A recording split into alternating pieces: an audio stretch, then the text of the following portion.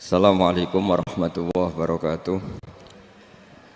Bismillahirrahmanirrahim. Nahmaduka ya ghafuru ya syakuru. Mashalli wa sallim barik ala sayyidina maulana Muhammadin wa ala alihi wa sahbihi asma'in nama ba'du. Tidak ada nabi kecuali di antara ibadahnya itu jalan-jalan. Fasiru fil ardi. Sehingga semua nabi itu mesti pernah melakukan perjalanan internasional. Rasulullah Muhammad SAW pernah jalan-jalan sampai ke Syam, padahal beliau orang Mekah. Nabi Ibrahim yang orang Syam pernah perjalanan sampai ke Mekah. Karena di antara kearifan itu ya dimulai dari apa? Jalan-jalan tadi. Kamu ngerti orang yang macam-macam. Makanya di antara kebaikan umatku kata Nabi itu siyahah fil ard, sering berkelana. Tapi tentu untuk mengambil pelajaran. At-taibunal abidunal hamidunas saihun. Nah, agama mensupport itu. Sehingga kata Nabi, jika ada orang kok sholat qobliyah, ba'diyah semuanya di masjid, sama Nabi ditegur, la taj'alu buyutakum kuburan, rumah kamu jangan jadikan kuburan, harus dapat jatah apa? Sholat. Kata ulama, kalau ada orang sering sholat di satu titik, itu ditegur, kamu harus ganti titik yang lain supaya saksi bahwa kamu di bumi sholat itu banyak. Jadi kita ya punya nilai positif juga tentang apa? Karena kita sering siyahah, kalau bahasa Arabnya itu sering keluyuran, saksi kita kebaikan juga banyak. Tapi pesan saya paling pokok tadi ya, jadikan komunitas kebaikan itu punya nilai jual.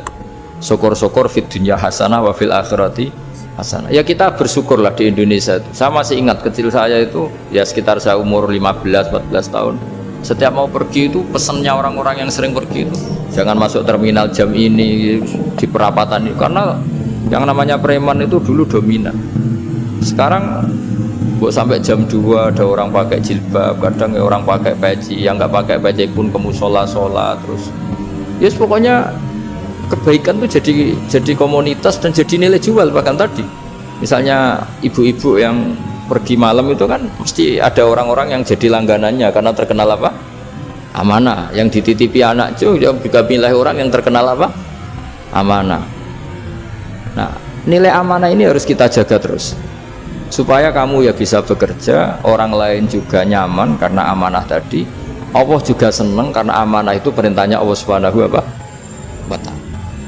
Dan Indonesia harus menuju ke sana. Pemimpin juga harus gitu. Pemimpin bawaannya amanah, bawaannya apa, yang memilih dia juga senang karena nggak malu lah. Tapi kalau kita milih ternyata yang kita pilih tahu-tahu ditangkap KPK kan ya malu gitu. Dulu kita kampanye mati-matian ternyata dia ditangkap KPK, tapi kalau dia amanah kan ya senang.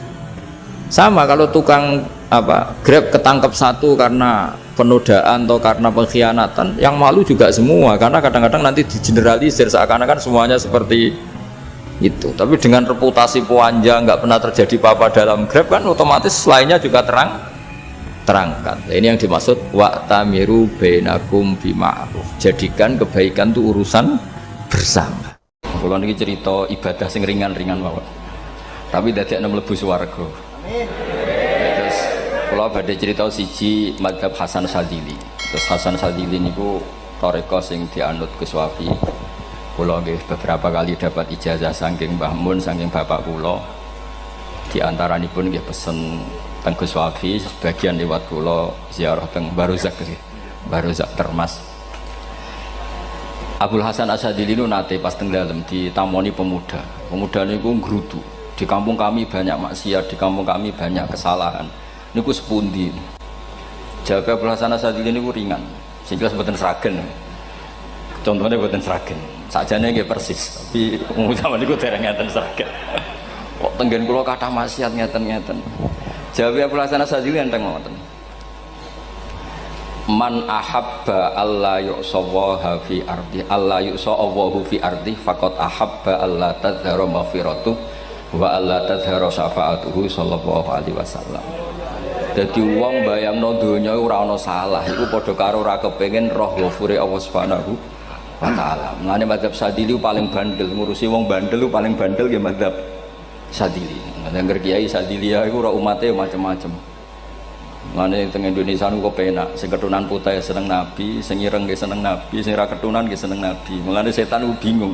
Nyongkone sing seneng Nabi kan keturunan putih tok, sing seneng keturunan ireng ya seneng Nabi, sing ora keturunan ya seneng Nabi, sing lakenan ya seneng Nabi. Jadi kelompok itu kathah sangat.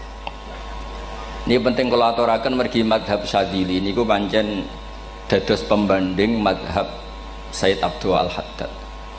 Madhab Abul Hasan As-Syadzili niku sing paling masyhur diriwayataken dening Shahibul Hikam. Mergi Ibnu Athaillah As-Sakandari muridé Abdul Abbas Al-Mursi, Abdul Abbas Al-Mursi muridé Abdul Hasan sinten Asy-Syadzili. Niku madhab ingkang bener-bener jadi pembanding. Mergi teng bab husnudzon niku beliau itu pakar. Orang itu bisa yarjuwa hawal yaumil akhir. Orang itu bener-bener dibikin nyaman mbek Allah mbek Rasul. Misalnya ngeten, sampean sowan Allah iku kudu arep-arep disangoni. Kena arep disangoni berarti nganggep Allah iku medhit. Mulane tomak niku penting. Tapi mbek pangeran aja mbek wong, tapi mbek pangeran mbek. Dados limangka yarjuwa hawal yaumil akhir. Riyen niku zaman kula alit. Niku anggere ana santri lunga iku sangu sak umbalan. Mergo yakin kiai iku nyangoni. Lho diyakini nyangoni ku keren, berarti diyakini lomo. Lha kok yakin mlebu neraka, berarti nganggep Allah gak Rahman Rahim. Lan yakin mlebu napa? Swarga. Mau modal urun maulid sak dirham ora urun malah entuk. Terus niki rontok-rontok salah tapi muga-muga itu sepura pangeran. Nggih wau. Nak sampean bener niku sifat ghafuri Allah nganggur, nggih. Kerhane efektif ana sing salah. Mulane wonten cerita wonten tiyang teng multazam donga ya Allah kula paringi mboten nate salah. Iku jawabe pangeran fa'ena adhu ghufra. Wong ora tau salah sifat ghafur iku nganggur. Niki cerita sing sampean aja niru kula. Niki cerita ilmu. Niku mazhab Abdul Hasan apa? Asy-Syadzili. Benten mazhab Sayyid Abdul Al-Haddad itu jalure khauf. Dadi dosa gede apa cilik? Ora ana gede ora ana cilik. Kowe aja delok sing mbok dosani, aja delok dosane tapi delok sing mbok dosani iku sapa. Misalnya Gus Wafi ngutus santri teng mriki, "Cung, tukokno rokok." Rokok itu barang makruh misal. Mestinya kan santri oleh bantah, niki kiai ku piye to barang makruh kok kon nuku. Tapi masalahnya kan arah dituruti ya gelo tenan. Jadi aja delok kongkonane iku penting ra penting, tapi mukhalafah iku sababul fir. Misalnya kados kula niki teng mriki kan wonten botol minuman. Cung pindah rene itu kan barang sepele. Terus sampean takok urgensinya apa ya harus dipindah. Iku santri mangkelno to.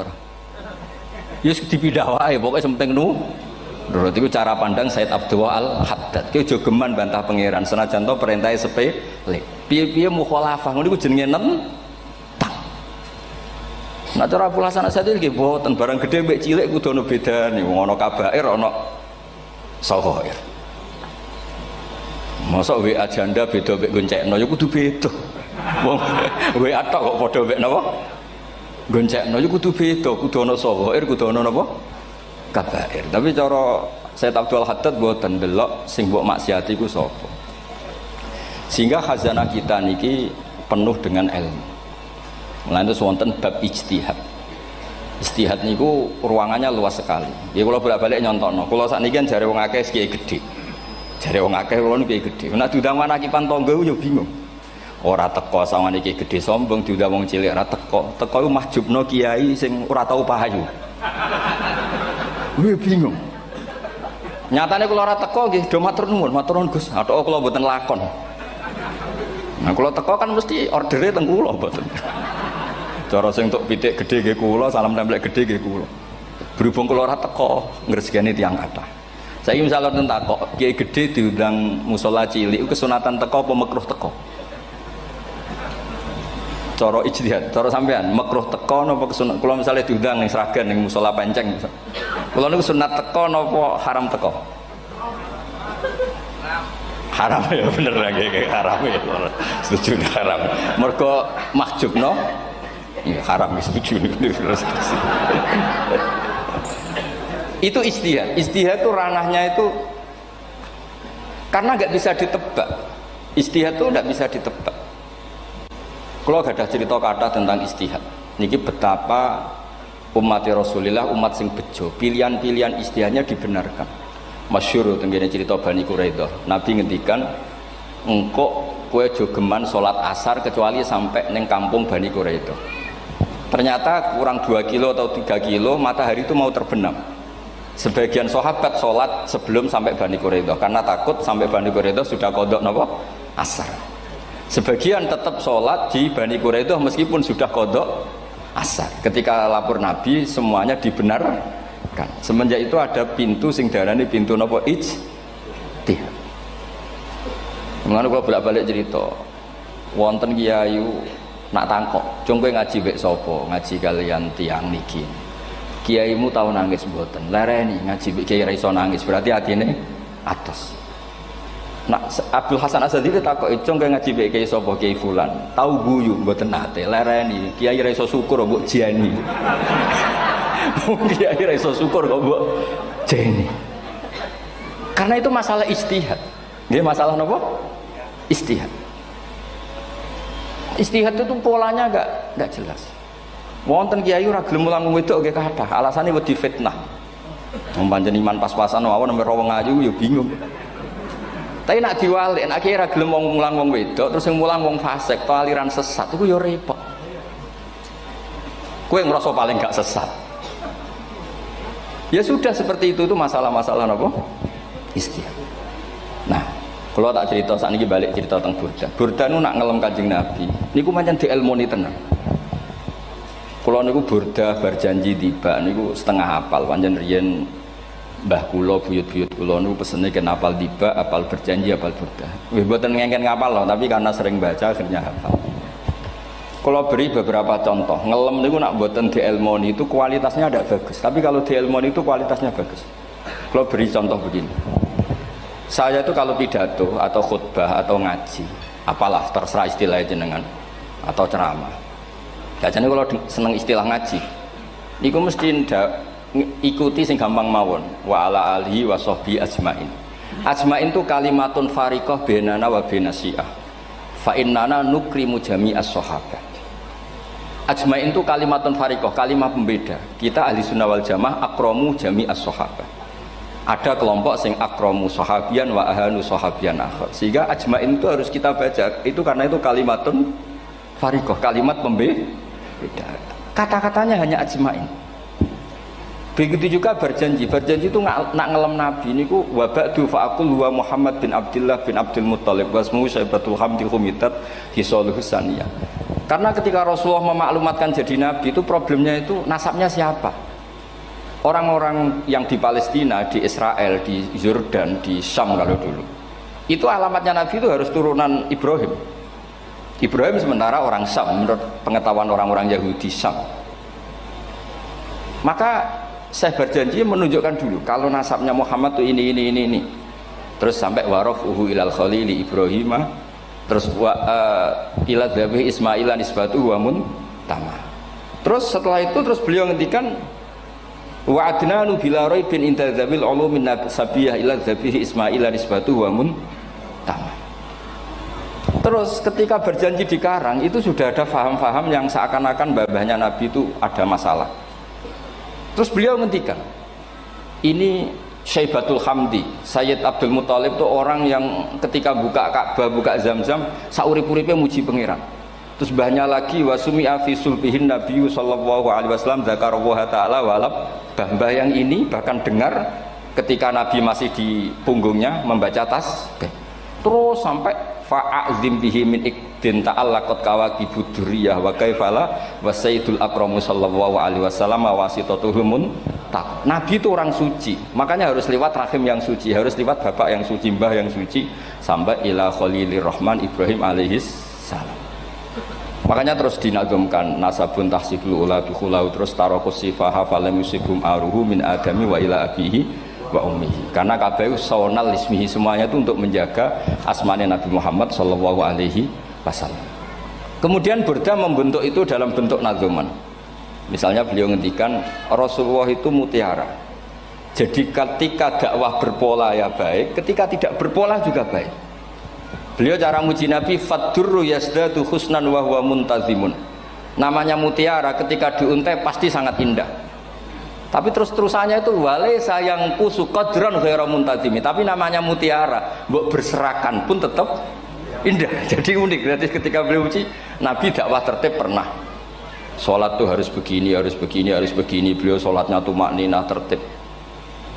Tapi Nabi pernah sholat gak tertib. Duhur tuh 2 rakaat. Mana anak kiai rodok lalinan itu ya anak sana tuh. Duhur itu 2 rakaat. Tapi barokahnya Nabi duhur 2 rakaat diketahui cara sholat kalau salah itu gimana. Umpama Nabi sholatnya bener terus, itu akan kesulitan kita solusinya ketika ngalamin apa? Kesalahan. Makanya Nabi ngendikan ma kuntu ansa walakin unassali as-sunnah. Aku mestinya ra tau lali, tapi didesain lali biar bisa jadi sunnah. Wonten tiyang salate suwi maca surat Baqarah. Wonten tiyang badhe njupuk wedhuse lah cara Indonesia. Bareng kesuwen piyambake mufaraqah. Walhasil Mu'ad matur Nabi, ini munafik di tengah-tengah sholat kok mufaraqah. Si penggembala unta ini juga ngeklaim, ya Rasulullah imam kita tidak benar, sholatnya kesuwen. Pikirannya wong ora bela imame. Ternyata Nabi gak belok sing ngangon. Afattanun anta ya Mu'ad. Wong imame wong seragen surat Baqarah. Wis pokoke kulhu wae. Jadi Islam itu segampang itu, semudah itu. Sehingga wonten tiyang niku isane maca kulhu, rakaat ula nggih kulhu, saniyah nggih kulhu, pokoke kulhu. Sampai sok makmume ku mangkel. Waduh, si imam iki gak keren, mosok main apa? Kulhu. Dilaporno, ya Rasulullah ini imam yang kau tugaskan di kampung kami niku amen maca kulhu mau. Ditimbali be Nabi, kenapa kamu baca kulhu terus? Li annaha sifatullah, karena itu sifatnya Allah. Maka saya senang mengulang-ulang sifatnya. Terus kata Nabi, saya barusan dikasih wahyu Allah bahwa Allah mencintai kamu karena kamu mencintai surat kulhu. Nah ini ijazah yang seragen ini ku apa? Nanti maca timbang maca idza samsu kuwirat bulet nang tengah. Jajal ampun tak tes sakniki. Kiai paling pinter teng seragen kan maca idza samsu kuwirat di depan umum. Mungkin nak dhewean roh tapi nang ngarepe Habib doa ngarepe Gus Wafi meriang nak muntir. Wah, ngoten niku kula ndek kanca niku imame level desa, bareng imami teng kecamatan salat Id. Mersiapno surat Tabarakalladzi biyadil mulk. Suwengi diapalo lanyah sampai ambeke hafid. Niku nyatane nggih malah klirune fatal, malah lali ra maca Fatihah. Saking semangate ben ketok imam keren maca surat napa? Tabar. Dadi yo ribet. Terus kula suwun seneng Nabi niku kados senenge para ulama. Niku nak nyipati Nabi niku gampang. Kula niki beto kitab Saraipun Burdah kalian Saraipun Barjanji. Niku kalau ngelem Nabi niku sederhana sebenarnya. Tapi itu yang mengena. Bisa ulang lagi niku sing mengena. Misalnya dawe Imam sing aran Risalah Qusyariyah.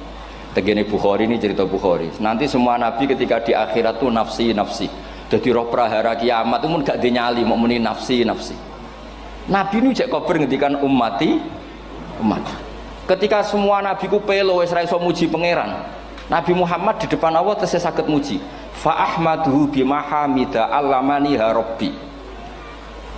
Ketika nabi lain sudah tidak punya nyali bilang alhamdulillah, Rasulullah masih punya nyali bilang alhamdulillah. Sehingga fa Muhammadun ahmadu min ghairi. Hampir semua ulama ngendikan Ahmadu yang Muhammad itu af'al tafdil. Fa Muhammadun ahmadu min ghairi. Ketika nabi lain sudah tidak bisa atau tidak punya nyali memuji Allah, Nabi Muhammad masih berani memuji Allah ketika mahsyar. Karena logikanya begini, kira-kira pikirannya nabi-nabi ini wis kiamat, berarti amal wis ditutup lah, buku wis tutup. Tapi pikirannya Nabi Muhammad boten ngoten. Allah itu tidak diganggu oleh apapun, tidak kena atau tunduk sama konstitusi apapun. Sampean ra iso ketemu Allah nih pun akhirat, jenengan pun boleh macam-macam nih, pun tutup buku betul sakit. Rahmatnya Allah tidak bisa dibatasi oleh akhirat. Saya ulang lagi, rahmatnya Allah tidak bisa dibatasi oleh akhirat. Makanya Nabi tetap berani mengajukan syafaat meskipun sudah finish, sudah akhirat sudah finish. Sehingga Nabi muji-muji Allah, akhirnya Allah ngendikan ya Muhammad irfa' ra'sak wasal tu'tah wasfa'tu syafa'. Sudah Muhammad, kamu minta apa tak kasih. Saatnya beliau minta hak napa? Syafaat, disebut maqamam Mahmud. Dan ini kula waos kitab kersane orisinil niki betapa sayangi Rasulullah sallallahu alaihi wasallam teng kita. Ketika nabi lain tidak punya nyali kecuali mikir dirinya sendiri, jadi aku punya ngendikan nafsi-nafsi, Nabi Muhammad tasih gada nyali ngendikan apa ummati. Itu bukti bahwa nabi itu nggak pernah nggak mikir umatnya. Wala sawfa yu'tika rabbuka apa? Fatardu. Ini nabi cek jawab, fa la ardo wa wahidun ummati finnar. Kalau engkau memberi saya sampai saya puas, maka saya tidak puas dan satu dari umatku masih menjadi ahli neraka.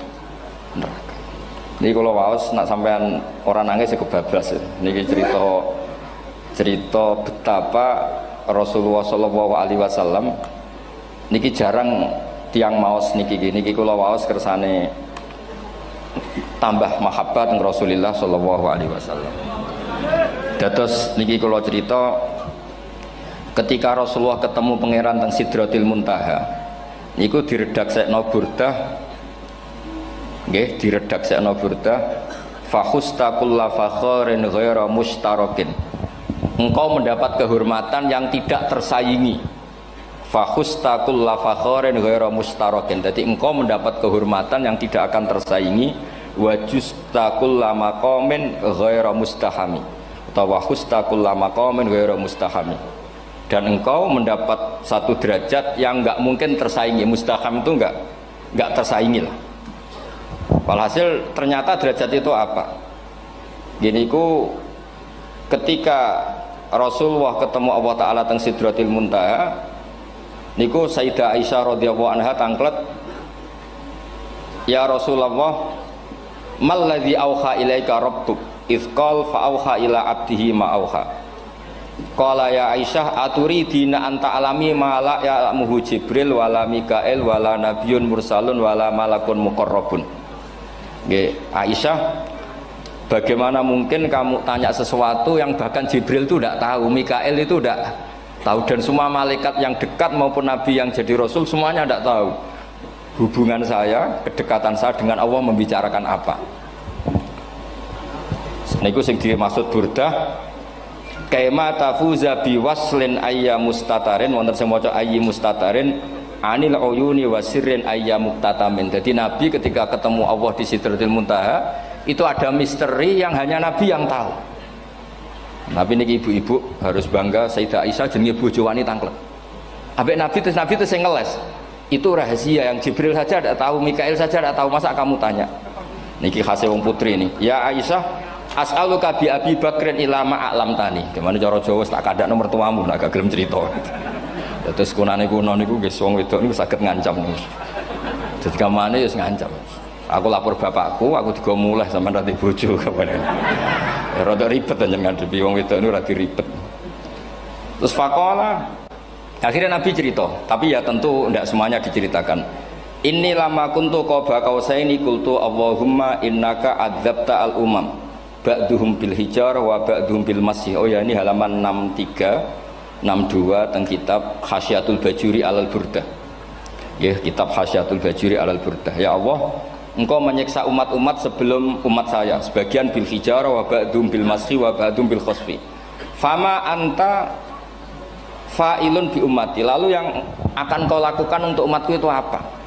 Reputasi jenengan sama orang-orang yang durhaka itu selalu menyiksa. Ada yang pakai batu, yang dilikuifaksi, ada yang pakai ini. Mosok umatnya kekasih jenengan podo ngoten. Jadi Nabi ku pun nego lah, nego supaya gak sama.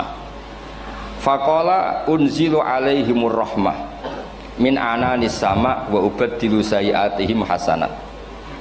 Ndak, saya ndak seperti itu dengan umatmu. Waman sa'alani a'taituhu waman tawakkala sak terusé. Terus wa fid dunya asturu alal usad wa fil akhirah usyaffi'u kafihim. Orang-orang yang masih maksiat di dunia tak kasih hak tobat, dan nanti di akhirat tak kasih hak syafaat. Engkau tak kasih hak syafaat. Mulane ini penting dingertosi, bilih ukuran nabi baik itu gampang nak sampean ngaji ngangge ilmu. Syafaati li ahlil kabair min ummati, sok syafaatku kanggo wong sing salah akeh. Wong nabi ku ra melok dosa kok mikir nyafaati, nak rapi-apike wong ra mungkin. Wong sing dosa iku sampean, sing salah sampean, sing mikir solusine Kanjeng. Nah, belum wong kok apikane ngono iku gak mungkin ta mungkin. Wong sing salah iku sampean, sing diutang yang sampean, sing kasus iku sampean, sing mikir Kanjeng. Nah, itu cara ulama ngelem Kanjeng Nabi. Mulane khodam tuhu bimatihin astaqilu bihi dzunuba umrim madha fi syi'ri wal khodami. Dadi aku ngelem Nabi iku sebagai bentuk ngelem sing dadekno dosaku ben disepuro pangeran. Misalnya kita suka Alphard, muji Alphard, suka Innova, muji Innova, suka kebun, muji kebun. Sing ribet ku nak suka hewan, seneng kucing ngamen ngelem kucing. Lho bareng ngelem Kanjeng Nabi kok ora iso. Lane jare Burdah, aku iku ngelem apa tau iso, mosok aku ora tau ngelem Kanjeng Nabi. Makanya terus beliau hidupnya, kemampuan syairnya didedikasikan hanya nggo ngelem Kanjeng Nabi Muhammad sallallahu alaihi wasallam. Makanya terus ngendikan wa huli kholasi khaira multazim. Saya dedikasikan kecerdasan saya untuk ngelem Kanjeng dan Nabi, dan itu solusi terbaik. Lalu nak ngelem Kanjeng Nabi kadang kebablasan, sampai dikritik banyak ulama karena kebablasan. Gini masyhur beliau ngendikan wala yadi ka rasulullah jahu kabi idzal karimu tajalla bismi muntaqimi. Wonten naskah sing tahalla duka wau teng mriki diwaos napa tahalla napa tajalla tahalla ya. Wonten naskah tahalla wonten tajalla artosipun ngeten. Ya Allah, nabimu ini engkau gelari nabi yang ar-raufur rahim, sebagaimana yang sering disebut Habib Ali Al-Habsyi.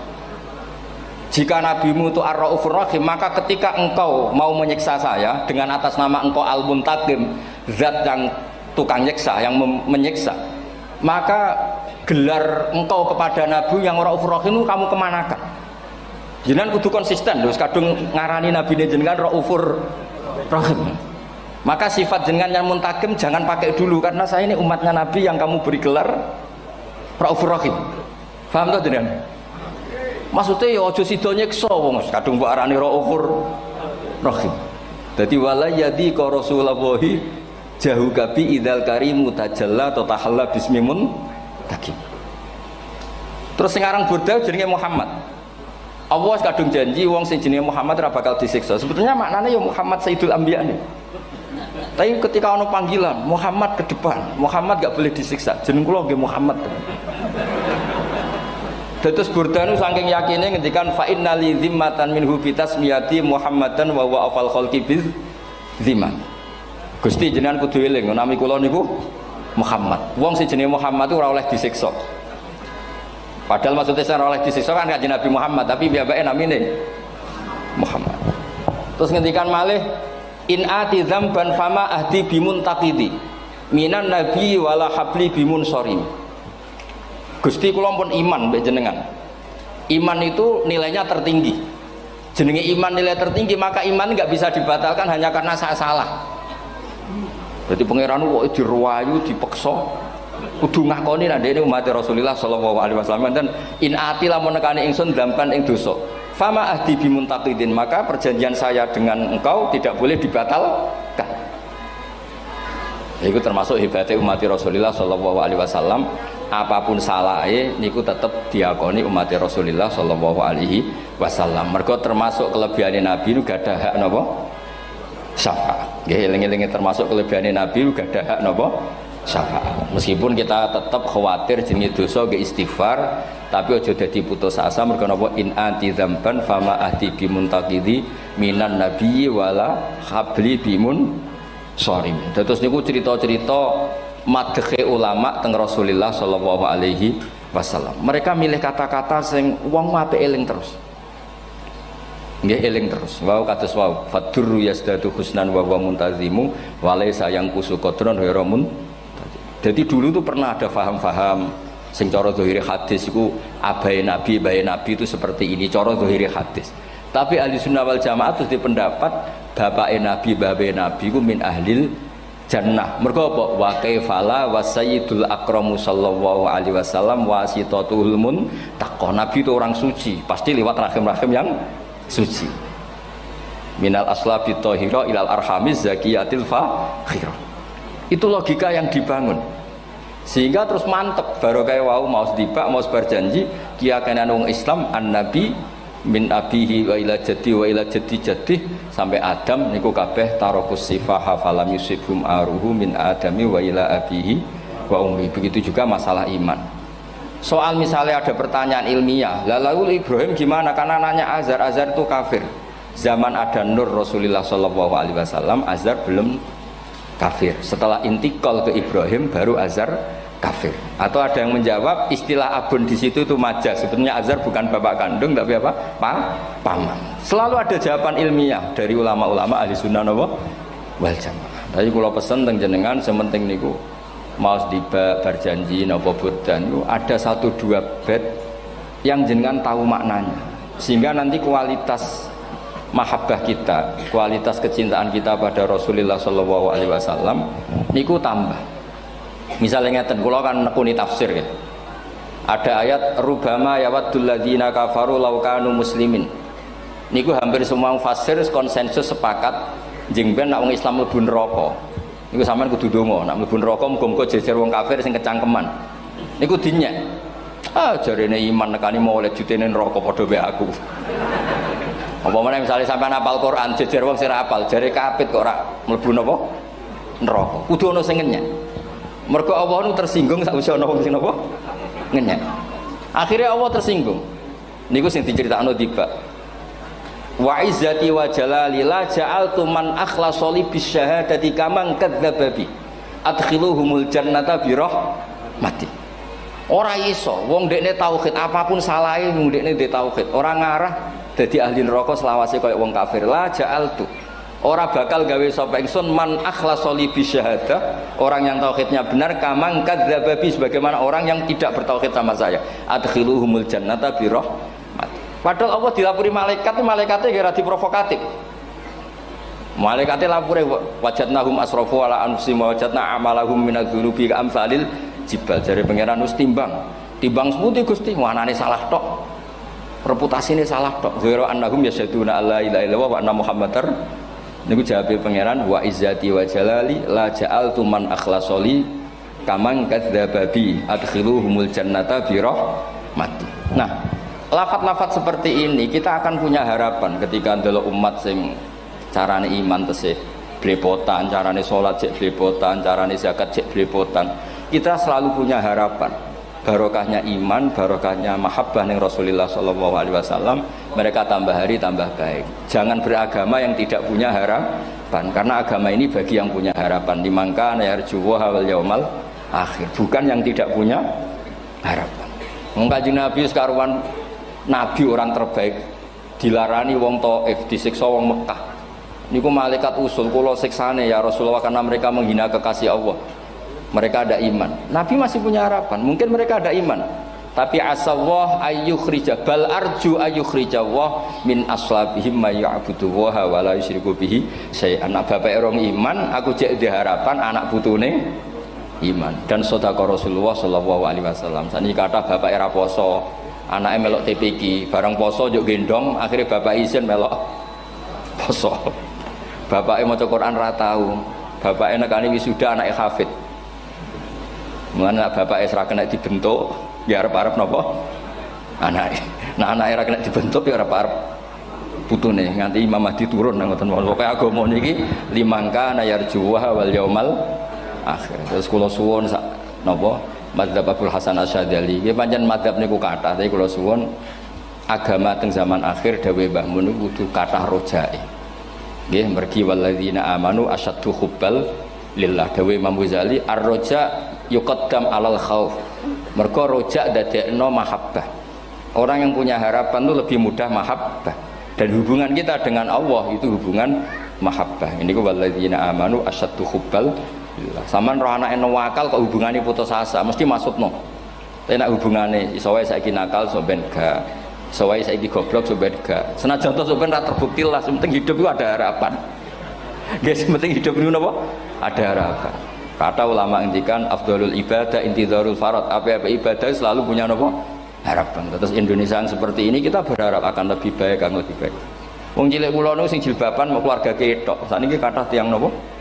Jilbaban. Cilik kula tiyang salat di masjid nggih mboten serame sekarang. Sampeyan ra iso grutu, tapi salat tok tapi atine ngene-ngene. Wah ya ribet nek ngoten sampeyan nyoal ideal nggih ribet.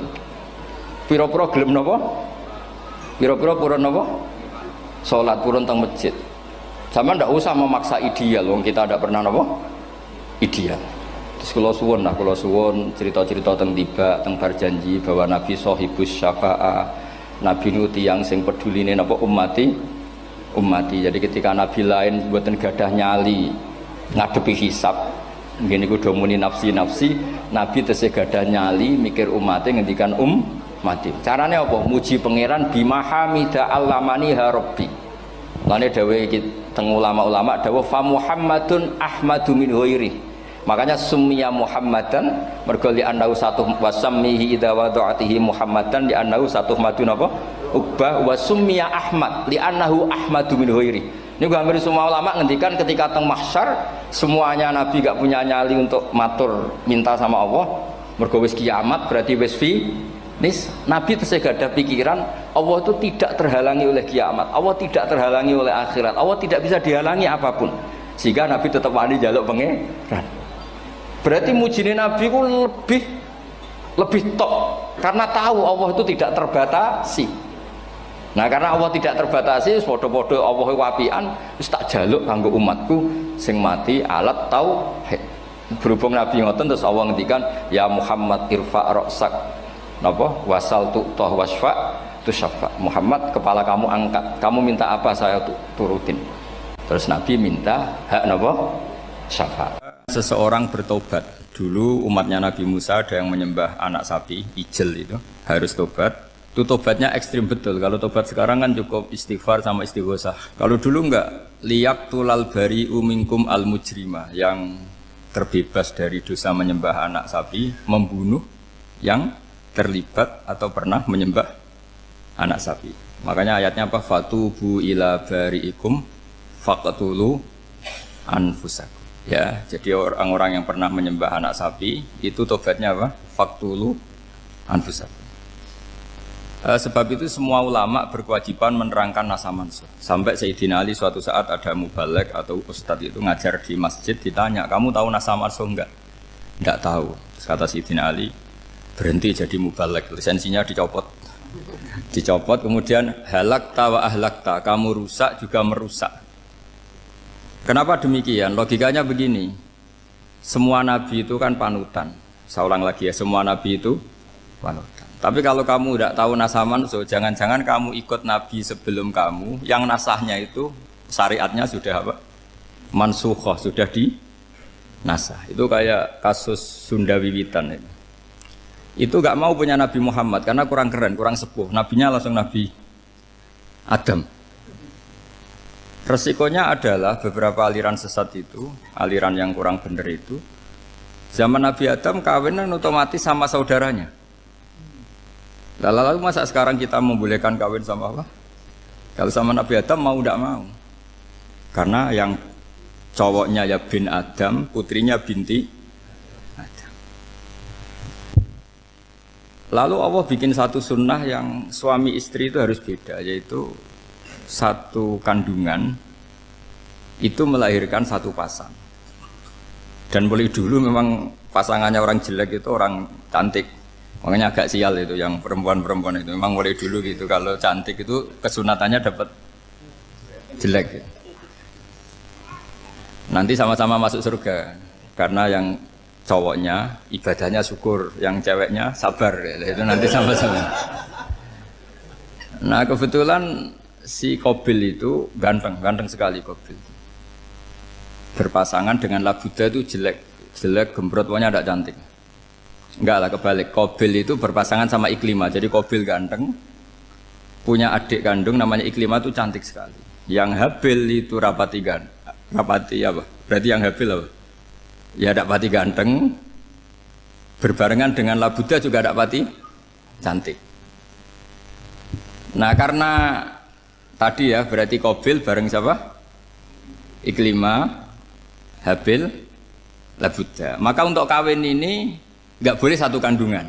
Jadi dulu karena nggak ada perbedaan ibu bapak, mau tidak mau beda. Yang penting beda. Yaitu akhirnya apa? Qabil dapat Labuda, yang Habil dapat Iklimah karena beda kandungan. Itu sudah cukup. Nah, akhirnya kan nggak terima si Qabil. Masa orang ganteng dapat orang jelek. Jadi mulai dulu itu maunya orang ganteng ya dapat orang cantik, nggak terima. Tapi Allah ngatur seperti itu. Akhirnya terjadi percekcokan. Nah, dulu itu semuanya itu religius, sehingga ukuran percekcokannya masih religi, yaitu Ya gini saja, kita ngadakan kurban, yang diterima itu ya menang. Ya ternyata dalam kompetisi itu yang menang siapa? Habil. Akhirnya Habil jadi menikahi siapa? Iklim. Kalau sekarang kompetisinya kan siapa paling kaya ya menang. Lebih gampang. Nah kemudian bayangkan misalnya, ya saya ini menerangkan asa mansuh. Kita semua sering ngomong, sering berkoar-koar, sering menyarankan atau mewajibkan para nabi itu panutan dalam semua perilakunya. Ternyata ada beberapa perilaku yang sudah dinasakh atau dihapus ketentuannya oleh syariatnya Rasulullah Shallallahu Alaihi Wasallam. Maka mengenali nasa mansuh itu keharusan dalam ulumul Quran, ya. Makanya Allah mengatakan apa? Manansakh min ayatin aw nunsiha pasti na'ti bi khairim minha aw misli. Jadi saya nerangkan nasakh mansuh itu dua sesi. Satu sesi antar nabi, dua di internal syariatnya apa? Nabi. Sekali saja hari ini tok, sudah setelah itu anggap pinter sudah. Kalau sudah jangan tanya lagi. Nah, ada beberapa lagi syariat yang masalah metode. Dulu Nabi Nuh itu dibolehkan oleh Allah saking mangkelnya sama orang kafir. Saya ulang lagi, orang kafir itu kan biadab sekali, nempat buminya Allah, makan rezekinya Allah, kemudian mengkafirkan Allah. Pikirannya Nabi Nuh, orang biadab gini nggak layak hidup, itu pikirannya Nabi Nuh. Kalau dia pakai militer, tidak punya militer, ya pakai langit akhirnya.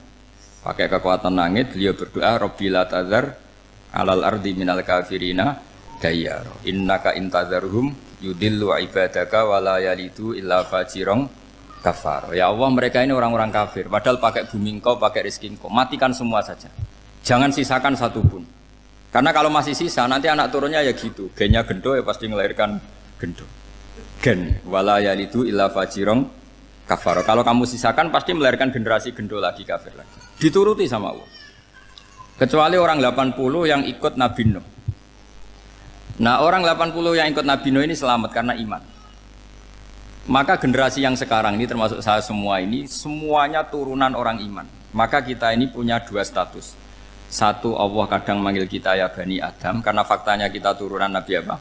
Adam. Panggilan kedua adalah zurriyataman hamalna ma'nu. Orang-orang sekarang itu pasti turunan orang yang ikut perahunya Nabi Nuh. Jadi nasab kita ini sudah steril. Sudah tidak ada nasab lewat kafir karena yang kafir sudah habis.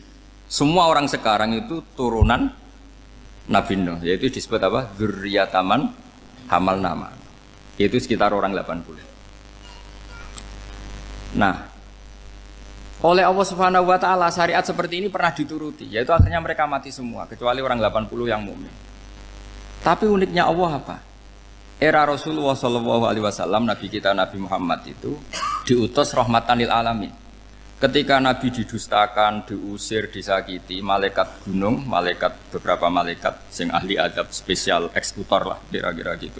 Muhammad, kamu bilang saja ke saya, kalau kamu ingin orang-orang Mekah bujal CS, saya hancurkan. Tapi apa kata Nabi? Saya berharap kalau mereka belum iman, anak cucunya iman. Karena bagaimanapun sperma ya atau calon bayi atau calon keturunan itu kan ada fi aslabir rijal atau fi zuhurir rijal. Jadi kalau dalam ilmu agama itu gen manusia itu disimpan di zuhurir rijal di punggung lelaki. Nanti dipindah ke arhamin nisa. Logikanya gini. Ini dengerin ya. Logikanya gini, misalnya Abu Jahal itu di situ ada orang namanya Ikrimah, itu anaknya Abu Jahal, itu orang mukmin. Akhirnya ya jadi orang alim. Abu Lahab itu di rahimnya di punggungnya ada perempuan namanya Darroh, akhirnya juga orang mukminah. Saya berikan contoh. Khalid bin Walid itu anaknya Walid. Walid itu musuh besarnya Rasulullah, tapi di punggungnya ada orang bernama Khalid. Ini dengerin. Nah di punggung ini kira-kira Allah sudah tahu apa belum? Jawabannya sudah tahu. Artinya kalau ini mati atau kamu bunuh, kamu sebenarnya nggak bunuh orang kafir saja, bunuh calon orang mukmin yang sekarang masih bersemayam di punggungnya orang-orang kafir. Jadi bisa saja orang yang sedang kafir itu ada sekian calon generasi yang suatu saat mukmin. Itu syariat yang diajarkan ke Rasulullah Shallallahu Alaihi Wasallam.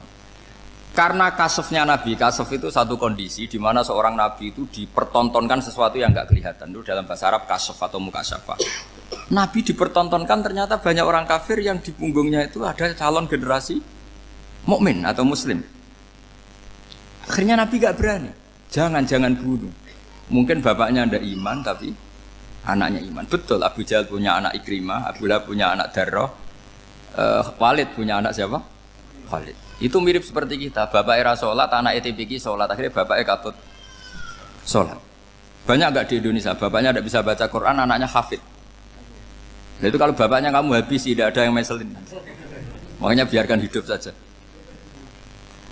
Nah, artinya gini, andai kan tidak ada ulama yang menerangkan nasa mansuh, dikira syariat Nabi Nuh itu abadan mu'abbadatan, selamanya lama. Jika main teror sama orang kafir sah berdasar Nabi Nuh. Padahal kita sudah ganti Nabi. Yaitu syariatnya Rasulullah Shallallahu Alaihi Wasallam masyhur itu ketika Nabi ngendikan, saya tidak minta mereka dihukum, tapi ya Allah saya minta Allah mahdi qaumi fa innahum layak lamun. Mereka kafir itu karena tidak tahu. Sehingga ada periode. Loh kalau perang itu beda, perang itu konteksnya duel, itu tidak harus sama Abu Jahal, Abu Lahab. Ada penjahat mau bunuh kamu wajib perang enggak? Wajib. Penjahatnya meskipun muslim apa harus kafir? Meskipun muslim. Maka kata ulama fikih sebetulnya perang duel itu bukan syariat muslim sama kafir tok. Masih muslim sama muslim, misalnya ada orang mau merkosa istri kamu, terus dia pamit gini, saya muslim loh, beri hak loh. Enggak bisa. Saya penjahat loh, muslim, jadi kamu nggak boleh merangin saya, ngelawan saya kan muslim. Nggak bisa, tetap harus dilawan. Makanya kata ulama-ulama fikih, pertarungan sama musuh itu udah harus sama orang kafir. Orang muslim pun yang mengganggu kehormatan kita, misalnya mau merkosa istri Anda, itu harus dilawan. Makanya Nabi ngendikan mangkutila duna mali fahuwa syahid, mangkutila duna harimi fahuwa syahid. Orang yang mati karena membela kehormatan keluarganya atau hartanya, maka dia mati syahid. Dan penjahat yang mati ini muhaddarun damu, diabaikan sehingga enggak kena kisos, pembunuhnya enggak kena. Misalnya ada penjahat mau bunuh kamu duel menang, kamu enggak kena kisos karena ini muhaddarun damu, diabaikan kehormatannya. Padahal dia muslim, apa? Muslim. Ini perlu. Jadi ini mengaji ini agak jelimet tapi gampang. Kan kalau paham enggak paham selesai, jadi anggap aja selesai gitu. Sehingga kalau nggak ada nasa mansuh, maka orang selalu berpikir, pokoknya yang penting ikut Nabi. Nah itu bahayanya kalau Anda tidak tahu detail, jangan-jangan syariat yang kamu ikuti itu syariat yang sudah berstatus mansukhoh, telah dicabut. Dan itu banyak. Makanya kata Sayyidina Ali ketika ada orang ngajar nggak tahu nasa mansuh, halakta wa ahlakta, kamu rusak dan merusak orang lain.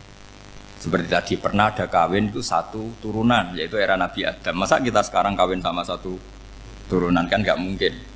Ya kan, pernah ada membumi hanguskan orang kafir, yaitu syariatnya Nabi Nuh. Itu dihapus oleh syariatnya Nabi Ibrahim dulu.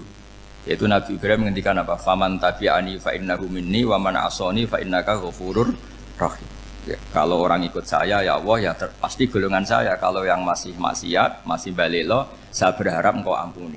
Akhirnya banyak orang kafir tobat. Coba era Rasulullah itu semua orang kafir Mekah itu kafir.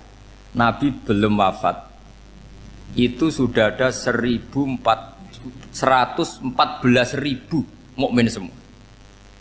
Jadi Nabi menangi mayoritas orang menjadi mukmin dari mayoritas kafir. Yaitu disebut wara'aitan nasa yadkhuluna fi dinillahi afwaja. Andai kan Nabi Muhammad pakai syariatnya Nabi Nuh, bisa enggak mengislamkan orang sebanyak itu? Nggak bisa kan? Maka ini penting mengenali nasa mansuh. Jadi periode cara wong Jawa maksud no tuntas, Robila Tadar itu pasot tuntas itu menghabisi itu habis di periode Nabi siapa? No, syariat itu sudah nggak dipakai lagi. Yang dipakai apa? Faman tabi'ani fa innahu minni wa man asoni fa innaka ghafurur rahim. Lah Nabi Muhammad ini nabi yang kena khitab anit tabi' millata Ibrahim hanifah. Jadi masternya Nabi Muhammad itu mentornya Nabi Ibrahim. Sehingga syariatnya ya faman tabi'ani fa innahu minni wa man asoni fa innaka ghafurur rahim. Tidak syariat Rabbil tadzar alal ardi minal kafirina daya. Jelas ya. Jadi mengenali nasa manso itu penting sekali karena kalau ndak Anda halakta wa ahlakta, kamu merusak diri kamu sendiri juga merusak orang lain karena menfatwakan hukum yang sebetulnya sudah berstatus mansukh. Hanya berdasar itu kan syariatnya nabi-nabi dulu. Syariat yang apa? Syariat yang enggak pernah terhapus hanya satu, usuluddin yaitu tauhid. Itu sama. Tapi kalau syariat itu beda-beda atau furu'iyah itu beda-beda. Itu tadi saya beri contoh era Nabi dulu kalau ada pakaian najis dipotong, dibuang. Era Nabi Muhammad dicuci. Orang kafir dihabisi oleh langit. Era Nabi Muhammad enggak boleh, bahkan didoakan Allahumma hdi qaumi fa innahum la ya'lam. Di Qur'annya apa? Wa in ahadum minal musyrikin astajaraka fa'jirhu hatta yasma'a kalam Allah summa ablihu ma'mana. Jadi kalau ada orang kafir enggak boleh main dihabisin, mereka beri peluang untuk mengkaji kitabullah hatta yasma'a kalam Allah. Kalau mereka sudah berpeluang ngaji, harus summa ablihu ma'mana, harus dijamin keamanan. Ya, karena apa? Dzalika bi annahum qaumul la ya'lamun, bagaimanapun mereka memang karena tidak tahu. Nah, kenapa tidak tahu? Enggak. Karena tadi mereka tertutup oleh kultur yang beratus-ratus tahun. Mbah-mbahnya mereka menyembah batu, menyembah berhala. Ya tahunya itu ya Tuhan. Bagaimana Anda bisa menjelaskan sesuatu yang sudah beratus-ratus tahun kan tidak gampang. Maka ada periode dimaklumi, apa? Kalau era sampean kan, mosok waktu disembah saking gobloknya orang, kamu lahir kan sudah nyembah Allah, tidak nyembah batu. Bayangkan kalau kamu jadi mereka. Wong perut kamu saja disuruh makan pizza sakit kok, karena saking lamanya makan sambal kan gitu. Kamu bilang perempuan Indonesia saja cantik kok, saking lamanya jadi orang Indonesia. Padahal orang Indonesia tanyakan orang Eropa, cantiknya di mana? Kamu lahir di Afrika, bilang orang Afrika itu cantik, tanyakan orang Eropa, cantiknya di mana? Hitam gitu kok. Jadi orang itu pasti terkooptasi oleh sekelilingnya. Orang Afrika akan bilang wanita Afrika itu cantik. Coba tanyakan orang Eropa, cantik apa enggak? Belas. Orang Eropa yang kulitnya gitu kata orang Eropa indah, kata sampean. Koyok anaknya kebo katanya boleh jadi. Jadi orang itu akan terkooptasi oleh sekelilingnya. Bayangkan kalau semua orang nyembah berhala terus kamu ndak, alasan kamu apa? Kan menentang mayoritas. Dan itu berat. Maka dimaklumi oleh Allah, dzalika bi annahum qaumul la ya'lamun fi manah panyeruarah. Nah, pemakluman ini yang mulai sekarang terkikis. Orang main pukul saja enggak mau ngaji. Enggak mau ngaji Quran secara kafah. Jadi fatwanya Islam kafah tapi ngajinya Quran enggak kafah. Ngambil 1-2 potongan ayat dipakai dalil. Jadi Islamnya inginnya kafah tapi ngajinya Quran enggak. Kalau kafah ya hafal 30 juz itu. Kalau mau ya, kalau mau kafah ya hafal berapa? 30 juz. Makanya saya sering bilang, saya sering dinasihati orang karena belum tahu saya ini hafal Quran. Bapak harusnya Islam itu kafah. Kata saya ya dimulai dari konsep Islam itu kafah dulu, apa ya hafal Quran secara kafah. Jadi ini penting saya utarakan. Bahaya sekali orang mengenali Islam tanpa mengenali nasah mansukh. Karena beberapa syariat Nabi sebelum kita itu berstatus mansukh. Terus contoh berikutnya. Ini nasah mansukh antar Nabi apa khusus internal Nabi? Antar Nabi aja agak selesai nih sampai subuh aja agak selesai. Contoh yang paling keren mungkin cowok semua senang. Nabi Dawud dulu istrinya berapa? 99. Nah itu kalau masih halal itu kan berarti jenengan tuh punya istri berapa? Wah kan ngeri betul. Punya satu aja repotnya gitu, apalagi berapa? Punya 99. Terus kamu bilang gini, ini kan syariatnya Nabi Dawud, Nabi kan bisa diikuti. Pernah ada periode di mana seperti itu boleh. Jadi makanya mau tidak mau mengenali nasah mansukh itu harus. Kalau enggak ya kamu masih berkeyakinan boleh beristri berapa? Nah ini penting saya utarakan. Makanya Sayyidina Ali itu kalau ngetes calon mubaligh, kira-kira kalau Kemenak dulu inginnya apa? Sertifikasi apa? Mubaligh. Itu tanyanya gitu. Ta'rifun an-nassa wal mansukh, kamu apa tahu nasah mansukh? La. Jawabnya Sayyidina Ali, halak tahu ahlak tahu. Kamu orang yang rusak. Karena tadi takutnya ada syariat yang sudah mansukh dipakai. Itu tadi misalnya kita ini tidak umatnya Nabi Nuh, tapi pakai syariat Robbila tadar alal ardi minal kafirina. Terus ketiga begini, misteri manusia itu. Dan ini kita tidak pernah tahu sampai kiamat. Tapi ini ilmu harus kita diskusikan. Misalnya saya ini namanya Bahaudin. Saya sekarang hidup sampai 2019 sekarang. Kan hanya Allah yang tahu berapa turunan saya sampai kiamat dan statusnya kayak apa. Donald Trump juga gitu. Donald Trump itu sekarang kafir. Tapi kita tidak pernah tahu nanti turunan keberapa ada yang Muslim. Lah turunan yang calon Muslim ini diletakkan di mana kita tidak tahu. Yang jelas kalau kamu bunuh itu katut itu. Artinya gini, logika membiarkan orang kafir itu ya ada logikanya. Nah, logika membunuh karena mereka mau membunuh kita ya ada logika fikihnya karena kalau kita ada membunuh dibunuh. Makanya semuanya hukum ini terus bergantung al-hukmu yaduru ma'ilatihi wujudan wadah. Di sini terus dipertemukan. Makanya semua nabi itu kalau yang namanya membunuh pasti pas perang saja karena ini kondisi yang memang pilihannya hanya dua, kalau nggak dibunuh ya membunuh. Ada duel lah itu. Maka ini butuh kajian fikih dan orang nggak boleh subjektif dalam hal ini. Saya ulang lagi, tidak boleh subjektif karena tadi orang yang kamu katakan sekarang misalnya Zaid, kamu itu bodoh sekali. Kenapa bodoh? Nggak hafal Quran, nggak pernah kuliah, nggak pernah ngaji. Ternyata Zaid ini bersemayam calon anak yang alim alama hafal Quran, namanya Umar, tapi masih jadi sperma. Suatu saat Zaid itu punya anak alim alama, kan banyak orang tidak bisa baca Quran punya anak hafid, banyak nggak di Indonesia? Banyak nggak petani yang punya anak dekan? Petani punya anak dekan, yang dekan punya anak naik kelas saja susahnya bukan main. Banyak kan? Nah ketika dibalik nanti ada dekan punya anak goblok, yang petani punya anak dekan, pinter mana? Kita tidak pernah tahu, makanya ini kan ya sudah kalau nggak pernah tahu ya bilang saja wallahu alam kan selesai, daripada keminter keliru kan ada wallahu alam. Makanya cerita favorit guru saya Kiai Haji Maimun Zubair itu punya apa namanya Kiai Zubair, itu cerita favoritnya itu ada santri namanya Soleh. Soleh itu alim alam. Orang Madura itu cara berpikir kan kalau kiai saja alim seperti itu apalagi bapaknya. Pas bapaknya main ke pondok, santrinya ada ribuan, bapaknya main ke pondok itu sholat itu ya gak bener, gak sesuai sunnah Rasul lah kira-kira gitu. Sudah sholat itu gak bener, apa-apa gak bener. Masih ditakwil sama santri Madura karena orang Madura itu kultus. Mungkin khilaf itu satu khusus, pokoknya perlakuan khusus. Suatu saat saking bodohnya orang itu kenceng tuh pikir musola. Wah ini gak bisa ditakwil lagi, akhirnya gak bisa ditakwil tuh gak. Wah ini sudah gak bener ini, gak bener. Singkat cerita santri tadi gak kuat matur ke kiainya, Pak Yai, jenengan sealim itu kok bapaknya segoblok itu. Kenapa? Ya, dia kencing pikir musola. Oh bapak saya itu pinter sekali. Kok bisa? Karena beliau yang memutuskan saya mondok sampai saya jadi alim alama seperti ini. Yang bodoh itu mbah saya. Yang bodoh itu mbah saya kan?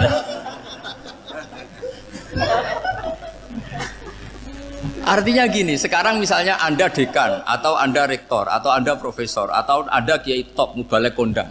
Anda mubalek kondang terus punya anak, gobloknya bukan main. Atau apalagi anaknya ketangkep KPK. Yang satu anaknya orang bodoh jadi dekan. Kalau kompetisi ini pinter mana coba? Ada ahli metodologi, tapi anaknya itu terlibat narkoba.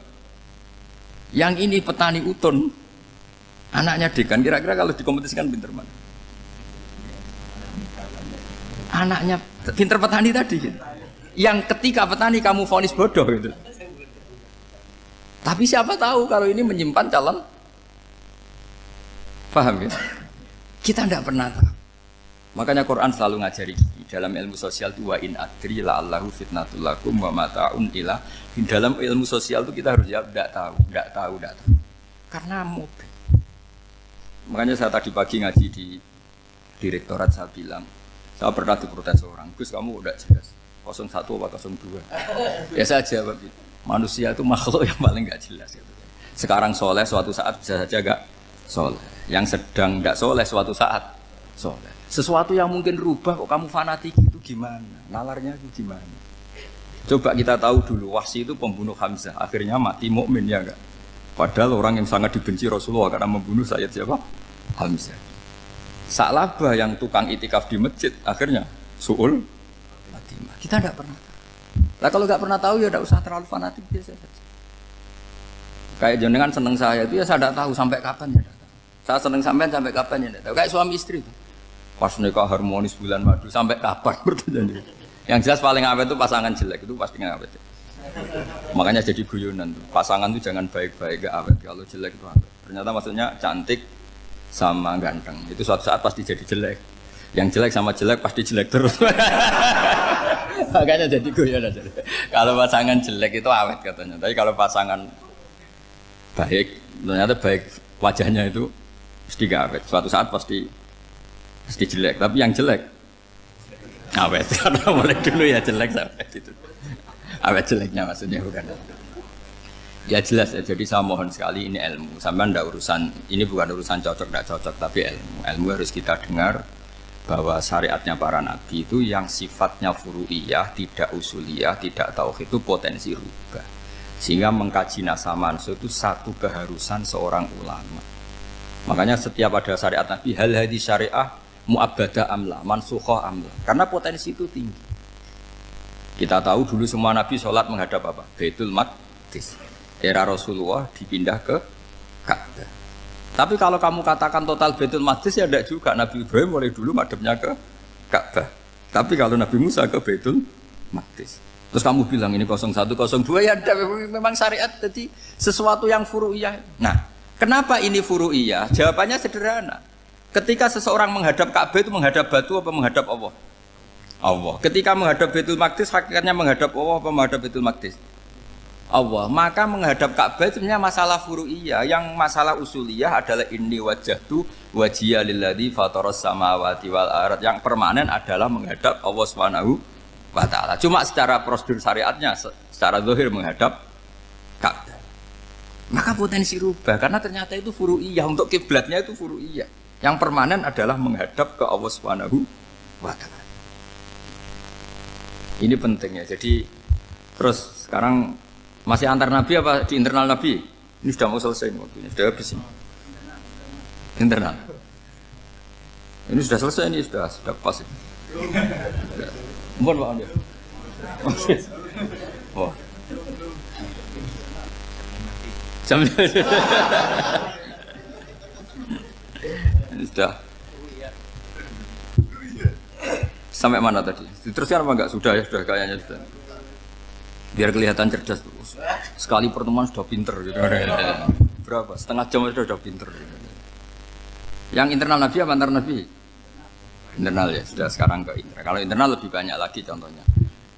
Yang masyhur tentu masalah Baitul Maqdis. Dulu Rasulullah pernah sholat menghadap Baitul Maqdis 16 bulan. Berapa?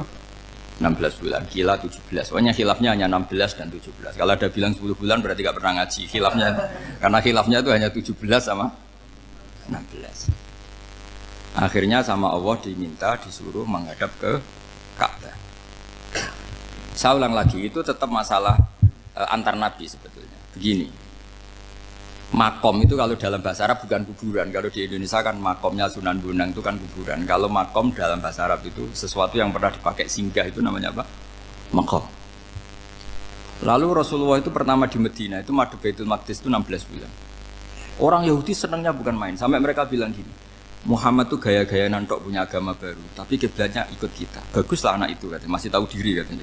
Bagus katanya itu masih tahu diri. Jadi senangnya bukan main orang Yahudi. Karena kiblatnya Muhammad sama dengan mereka. Ya tentu mereka jangkar Muhammad, bukan Sayyidina Muhammad atau Rasul Muhammad karena mereka masih gak iman. Nabi itu ya agak tersiksa karena beliau secara gen turunan Nabi Ibrahim dan kiblatnya Ibrahim itu Ka'bah. Agak tersiksa tapi sami'na wa ata'na tetap madhab ke Baitul Maqdis berapa? 16 bulan. Suatu saat Nabi Muhammad itu disuruh madhab Ka'bah. Ini dengerin. Akhirnya madhab ke Ka'bah. Apa yang terjadi? Orang Yahudi komentar gini, Muhammad itu gimana? Dia di perantauan, rindu sama keluarganya. Terus rindunya itu diaplikasikan jadi perilaku agama. Jadi dia madhab Ka'bah dianggap kangen. Kayak saya kan orang Rembang. Rembang itu apanya Jogja? Timurnya apa-apanya? Enggak, Jakarta itu mana Jakarta itu? Barat sana ya. Ibaratnya saya orang Jakarta, terus merantau di Jogja. Dulu kiblatnya itu menghadap ke timur. Terus ketika madhab ke barat kata sampean, wah itu padunya kangen apa? Keluarga. Juga kurang ajar orang Yahudi. Jadi orang Yahudi itu memang paling pinter bully. Makanya kalau sampean tukang bully itu ya agak-agak ya enggak. Saya enggak ngomong agak ya, pokoknya agak-agak ya. Pinter bully orang Yahudi. Makanya nggak ada orang debat sepinter orang Yahudi. Yang bisa ngalahkan hanya Tuhan itu. Orang Yahudi yang bisa ngalahkan hanya Tuhan. Lalu Sayyidina Ali orang paling terkenal cerdas. Itu kalau sama orang Yahudi itu pusing. Karena ya apa logikanya itu? Saya beri sekian contoh. Ada orang Yahudi tanya gini, Muhammad, kalau kambing mati itu yang bunuh siapa? Ya Allah, mati langsung itu. Agama kamu itu aneh, Mak. Yang langsung sentuhan Allah haram, tapi yang lewat tangan-tangan jahil manusia malah halal. Harusnya itu yang halal kan orisinil, langsung Allah yang bunuh. Jadi utaknya itu aneh, dari cara berpikir itu aneh. Nah cara sampean ini kan, nak halal pangan kue. Tapi Nabi kan nggak boleh bertutur kata kasar gitu. Kalau yang jadi Nabi saya untalan ngono kan gitu. Tapi Nabi kan nggak boleh kasar. Jadi Nabi itu problem karena nggak boleh apa? Kasar. Kalau kita kan gampang, wis nak halal untalan kan selesai apa? Tapi Nabi nggak boleh kasar gitu. Jadi nak jadi nggak Nabi, nggak sampean itu kan enak. Mau keliru ya pantas, mau apa saja pantas. Karena kan nggak panutan. Kalau Nabi nggak bisa meluruskan kebenaran itu harus tetap sesuai akhlak. Ya jadi agak kerepotan. Makanya punya Umar alhamdulillah ada yang nggak perlu aturan gitu. Jadi enak. Jadi ya itu memang aturannya harus itu. Coba Nabi itu perang tapi nggak boleh bunuh. Kayak apa susahnya? Beliau jadi sasaran tembak tapi nggak boleh bunuh. Kalau sahabat kan enak, duel, relax, santai, bisa tarung. Kalau Nabi nggak boleh. Makanya Nabi meskipun ikut perang terus gak ada sejarah orang yang dibunuh. Ya, hanya satu peristiwa itu pun dibaca orang kafir, ditangkis Nabi, pedangnya kembali ke dia mati. Tapi gak ada yang Nabi. Karena Nabi kalau pembunuh nanti itu terus kayak pendekar kan susah juga punya Nabi kok. Habis perang saya Nabi tanya, Muhammad habis perang berapa? 1000. Ya repot juga punya Nabi mantan apa? Pembunuh meskipun yang dibunuh orang kafir, tapi kan kayak apa ya? Fitrah manusia itu akan menolak kepemimpinan orang yang gitulah pokoknya nggak bisa diterangkan itu. Makanya Nabi itu nggak pernah bunuh meskipun kayak apa musuhnya, tapi nggak pernah bunuh. Untungnya di sekeliling orang-orang yang tadi. Jangan bilang tuh suka bunuh ya, pokoknya perang gitu ya. Perang dengan bunuh itu beda loh ya.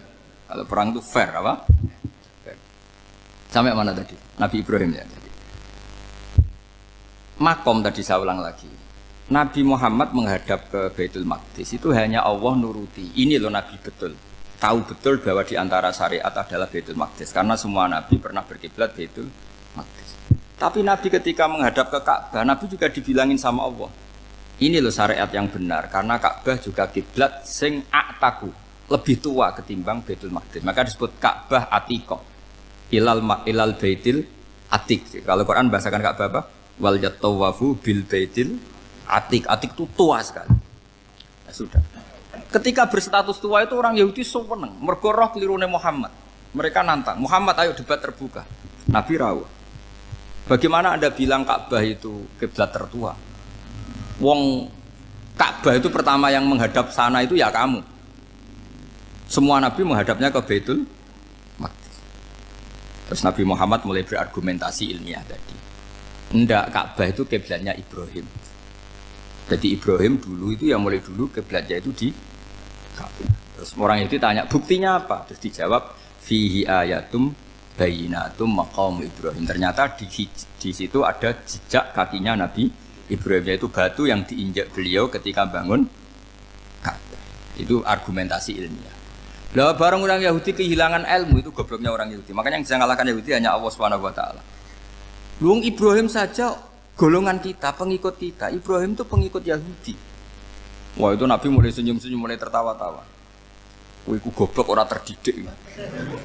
Karena itu ibaratnya kayak kamu bilang Soekarno itu pengagum Puan Maharani. Kira-kira seperti itu. Soekarno itu pengikut Puan.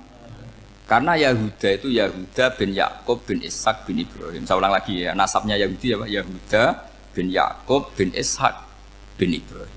Jadi Ibrahim itu mbah keempat dari Yahuda. Tapi karena mereka kalah debat, Ibrahim itu pengikut Yahudi, itu sama dengan bilang apa? Soekarno itu pengikut Puan Maharani. Itu kan jadi aneh. Atau Gus Dur pengikut Mbak Yeni, atau Basim Asari pengikut Mbak Yeni, itu kan aneh.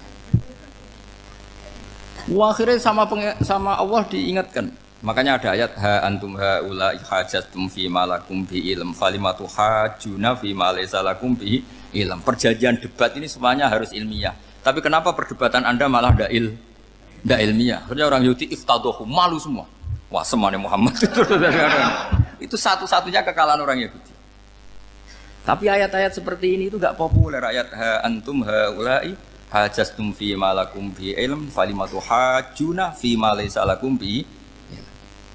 Jadi Islam betapa hebatnya Islam. Kalau debat harus ilmiah.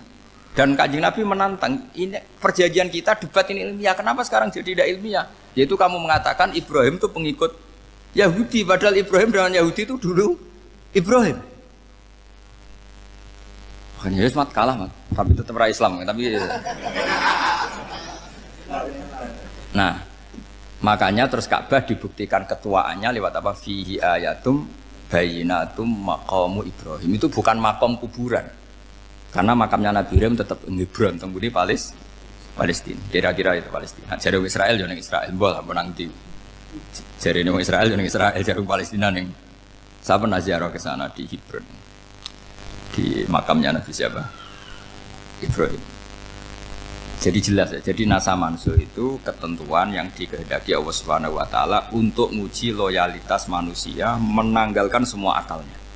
Makanya saya mohon sekali siapapun yang ngaji saya dimanapun, sekali-kali manusia itu harus menanggalkan akalnya. Sekali Anda pakai akal, maka Anda akan ingkar dengan nasa mansuh. Nasa mansuh itu hukum yang direvisi, yang dibatalkan. Makanya orang Yahudi lagi-lagi pinternya orang Yahudi. Merovokasi orang-orang yang Islamnya belum kuat, diprovokasi gini. Ungzuru ila Muhammadin tahayyara fi din yukhillu yawman wa yuharrimu ukhra. Lihat itu Muhammad, dia kebingungan cara beragama. Kadang bilang A, besok bilang B. Jadi nasa mansuh dianggap satu bentuk kebingungan. Gak kurang ajar tapi. Wah, akhirnya sebagian orang yang murtad. Makanya nasa mansuh itu satu peristiwa yang menjadikan banyak orang murtad. Karena diprovokasi orang Yahudi bahwa itu bentuk kebingungan Muhammad. Akhirnya terus saya qulu sufaha minan nasi ma wallahum an qiblatimul lati kanu alaiha. Nah, kelirunya orang Yahudi adalah ternyata nasa mansuh yang dipilih Rasulullah itu semuanya ada di Taurat dan Injil. Termasuk di Taurat dan Injil disifati dan Nabi sholli ilal qiblatain, bahwa Nabi ini akan bersolat dengan dua kiblat. Makanya tetap ditantang. Qul fa'tu bit-taurati fatluha in kuntum shadiqin. Kalau kamu tidak percaya bahwa saya ini orisinil, ayo bareng-bareng mengkaji Taurat. Tapi mereka tidak siap mengkaji Taurat. Karena Taurat semuanya mendukung Rasulullah Muhammad SAW. Fatluha in kuntum shadiqin.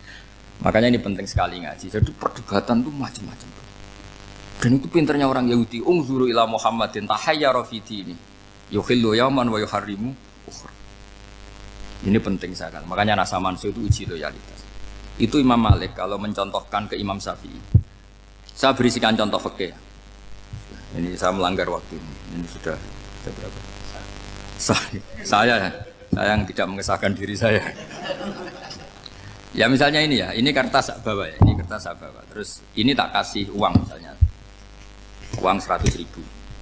Atau kalau contoh Imam Syafi'i dulu dididik Imam Malik begini. Ya Syafi'i, kalau kamu punya dua budak, dua pembantu, kalau dulu kan masih ada budak, dua pembantu lah kira-kira. Seneng mana, yang cerdas sama yang goblok? Seneng yang cerdas. Kalau yang nurut sama yang bantahan, seneng yang nurut. Lah yang nurut itu yang goblok. Makanya tinggal dibalik saja. Kamu tak beda ya. Seneng mana punya istri yang cerdas apa yang goblok? Coba jawab.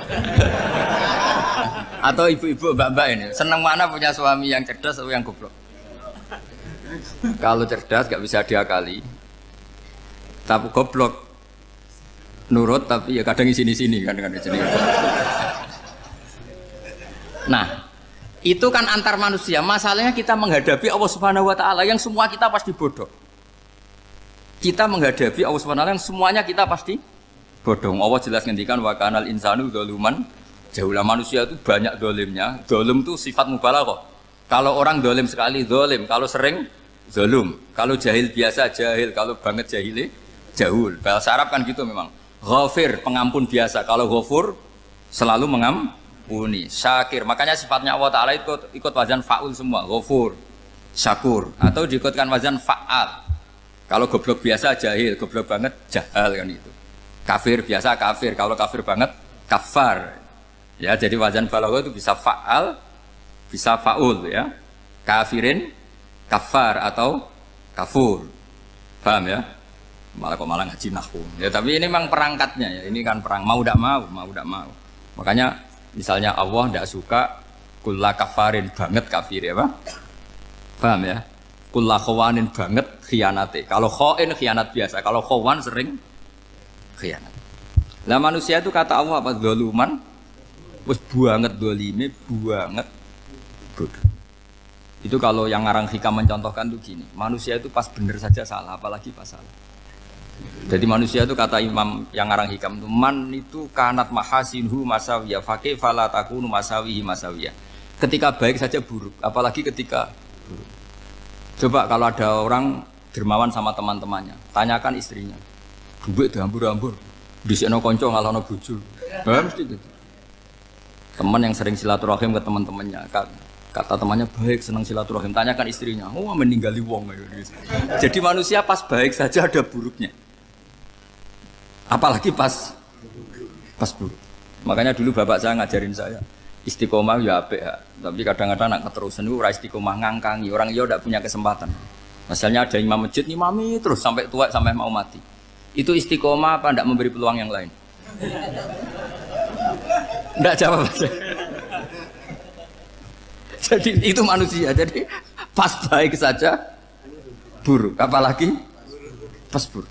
Kayak saya gini di sini ngajar baik, tapi saya ada sopannya harus di atas. Padahal banyak orang sepuh, ada Pak On, ada beberapa yang kan terpaksa nggak sopan. Tapi sama yang nyuruh, berarti sama yang dosa. Kemarin-kemarin saya minta di bawah supaya ganjaran saya utuh, ini gara-gara begini ganjaran saya ini agak terkredit apa terdebat itu karena itu. Saya teruskan. Jadi manusia itu punya sisi itu karena manusia itu dzalum dan apa jahul. Wa kana al-insanu dzaluman. Problemnya ini ngadepi Allah yang selalu pinter, yang kita selalu bodoh. Misalnya gini, kamu ditanya Allah. Ini contohnya Imam Malik. Ikla hadi sokhroh fa inna tahtaha dhahaban. Coba bongkahan batu itu kamu angkat, di bawahnya ada emas. Lalu budak yang pinter berlogika, oh disuruh buka itu karena ada emas toh. Berlogika. Kalau budak yang goblok enggak, ya disuruh ya diangkat saja. Ada emas apa enggak karena perintah ya diangkat. Yang satu nurut karena perintah, yang satu nurut karena ada emas, ada sesuatu. Logikanya suatu saat Tuhan tuh hanya bilang gini tok, ikla hadis sokhroh, batu itu angkat. Yang nurut yang goblok permanen tadi kan langsung ngangkat. Yang pinter, ini ada apa lagi Gusti kok harus diangkat? Ya gak ada apa-apa, nyuruh saja kata Allah gitu.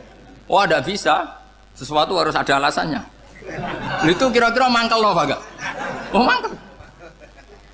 Nah, logikanya manusia seperti itu. Makanya dua murid pinter, di rakyat pinter, presiden ya susah mesti demo.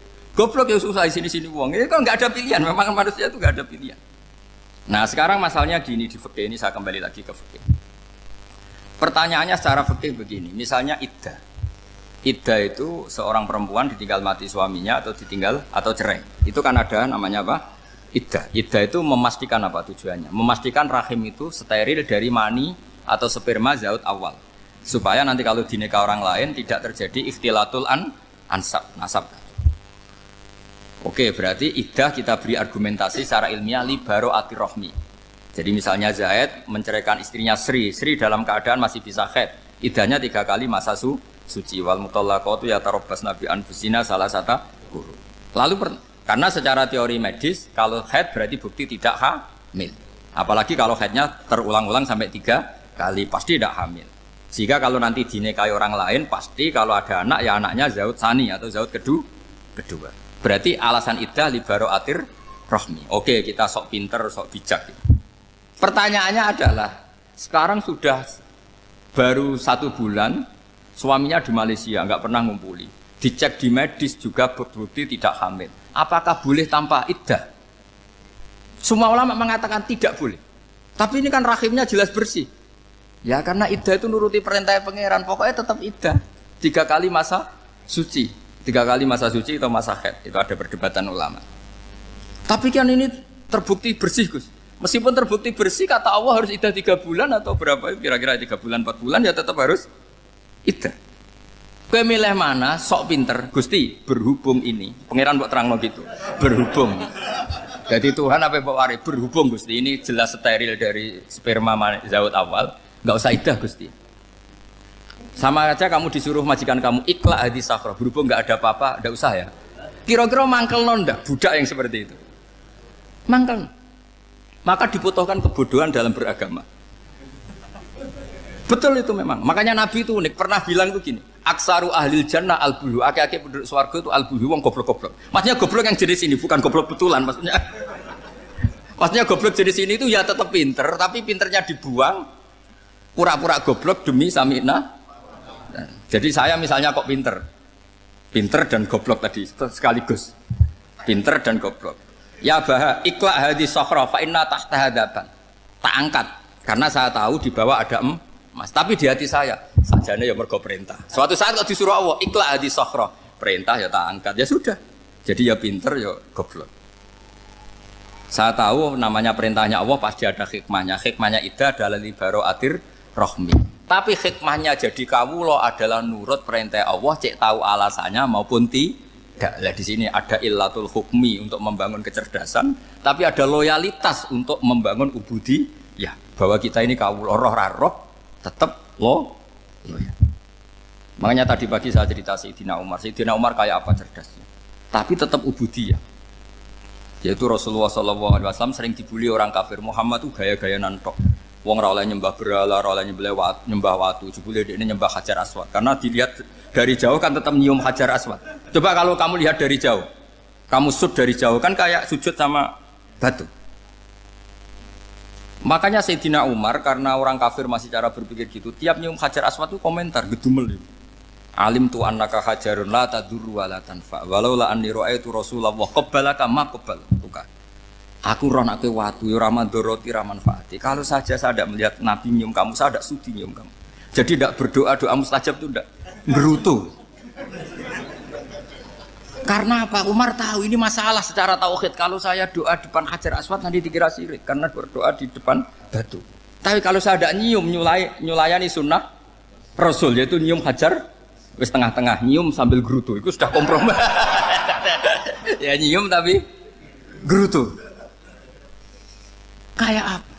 Makanya ya cerdas tapi ya goblok tadi ya cerdas. Itu uniknya Rasulullah. Jadi muji orang pintar ya sudah langit. Tapi Nabi pernah dalam satu hadis mengatakan aksaru ahlil jannah al-bulhu. Aki-aki penduduk swarga itu orang bodoh. Artinya orang bodoh itu bukan bodoh betulan. Dia meninggalkan akalnya demi loyalitas ubudiyah. Nah, untuk menutup sesi ini terakhir betul tak tutup setelah ini selesai. Untuk menutup itu bukti begini. Perang Badar itu perang yang nggak mungkin dimenangkan umat Islam karena orang kafir itu 1000 dengan pasukan full dengan peralatan perang full. Rasulullah itu tahun kedua Hijriah itu pasukannya hanya 313. Itu pun pedang itu untuk orang 5 itu hanya ada pedang 1. Jadi kalau mau dibaca orang sih kamu nilai pedangnya aku. Itu kan nggak kebayang perang dalam keadaan seperti itu. Jadi mesti kalah, orang kok mungkin kalah mesti. Tapi Nabi tetap bilang saya ini disuruh Allah perang ya harus berangkat. Yaitu perang Badar. Kata para sahabat, ya Rasulullah ini nggak masuk akal, sudah nggak usah perang ini nggak masuk akal, mau setor nyawa. Sudah gitu dadaan, nggak ada persiapan. Lucunya apa? Sahabat itu ketika Nabi tetap berangkat. La akhrujanna walau waqti. Nabi menginginkan saya tetap berangkat meskipun sendi. Setelah Nabi berangkat sekian meter, tuh sahabat ikut semua. Kata Nabi, lah kamu kok ikut? Ya ikut saja. Kata kamu mesti kalah. Ya anggap saja setor nyawa. Demi loyalitas pada jenengan. Itu makanya nggak ada periode sebaik periode sahabat. Tapi yang gerutunya jalan. Karena gerutu ini bawaan ilmiah. Makanya kita loyal sama presiden. Tapi yang nggak cocok ya gerutunya jalan. Tapi bawaan mencintai Indonesia tetap jaga stabilitas. Itu bawaan cinta Indonesia, bukan cinta pejabatnya kadang. Gerutunya jalan. Tapi bawaan loyal sama Indonesia tetap mengaku. Bawaan loyal sama Rasulullah tetap ikut perang. Bawaan akal karena nggak masuk akal ya gerutu. Dan itu uniknya Quran itu mengapresiasi itu dan dianggap nggak masalah. Saya bacakan ayatnya. Kama akhrajaka rabbuka min baitika bil haqq wa inna fariqam minal mu'minina lakarihun. Yujadilunaka fil haqqi ba'dama tabayyana ka'annama yusaquna ilal mauti wa hum yanzurun. Peristiwa Badar ada peristiwa kamu itu keluar untuk perang. Sahabat kamu ngikuti, tapi mereka lakarihun, enggak senang sebetulnya. Karena enggak masuk akal. Ya geremeng tapi ya derek. Yujadilunaka fil haqqi, mereka mendebat kamu dalam kebenaran. Jadi ya Rasulullah wong perang karuan kalah jenengan lakoni alasane nopo?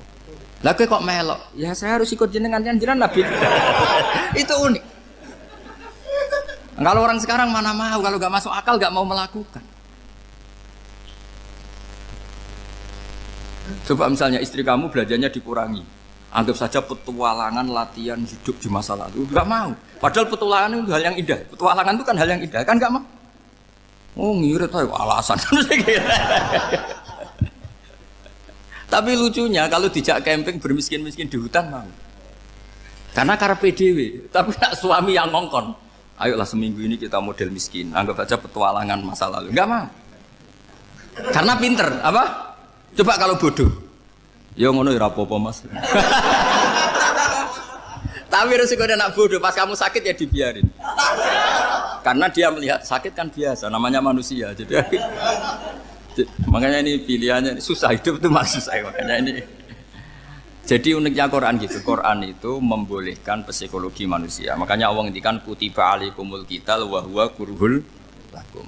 Ya saya tahu kamu tidak suka perang. Allah yang ngakui wa huwa kurhul, enggak apa-apa.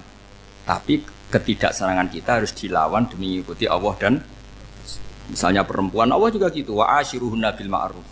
Gauli istri kamu muamalah secara baik. Kata Allah fa in karihtumuhunna fa asa an takrahu syai'a wa ja'alallahu fi khairan kasira. Mungkin ada watak yang kamu tidak suka, tapi di situ ada kebaikan.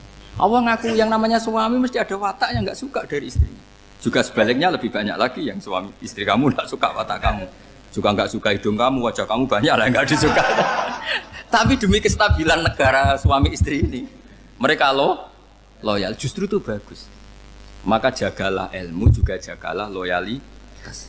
Itu yang perlu saya utarakan. Jadi makanya agama ini dibangun dua. Satu kecerdasan hikmah, yaitu ya al-hukmu ya duru ma'ilati wujudan wa adalan. Tapi juga ada ubudiyah, bahwa agama ini milik Allah. Maka sami'na wa ata'na. Karena begini logikanya, saya ulang lagi masalah batu.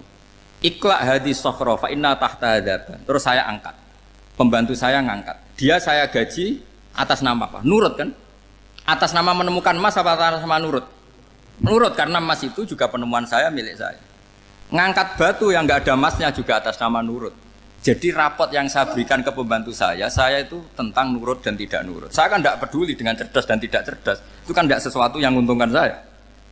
Nah Allah juga gitu. Kecerdasan kamu, pinter kamu itu tidak menguntungkan Allah Subhanahu wa Ta'ala. Karena Allah itu tidak butuh pinter kamu, cerdas kamu.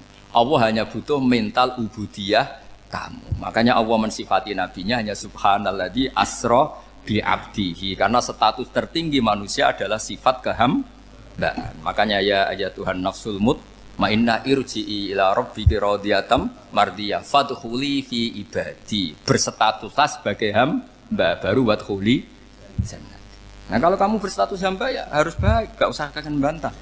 Coba kalau kamu rasional, ya Allah kenapa bikin surga nanti-nanti? Engkau kan bikin sekarang, ngapain repot-repot nanti? Jadi kacau semua agama. Makanya yang perlu didahulukan adalah status ya Tuhan nafsul mutmainnah irji'i ila rabbiki radiyatan mardiyah fadkhuli fi ibadi. Masuklah berstatus sebagai hamba saya. Khasnya hamba tadi, ya cerdas karena semua yang diperintahkan Allah pasti ada hikmahnya. Tapi kecerdasan ini kadang kita tinggalkan demi loyalitas ubudiyah. Terus ngoten mawon kula ngapunten ingkang kathah mugi-mugi niki barokah. Assalamualaikum warahmatullahi wabarakatuh. Alhamdulillah sudah mendengarkan nasihat agama dari guru kita Gus Ba tercinta bersama channel Yuk Ngaji Gus Ba. Semoga berkah barokah untuk semuanya. Jangan lupa like, komen, dan subscribe. Sekian, terima kasih. Assalamualaikum warahmatullahi wabarakatuh.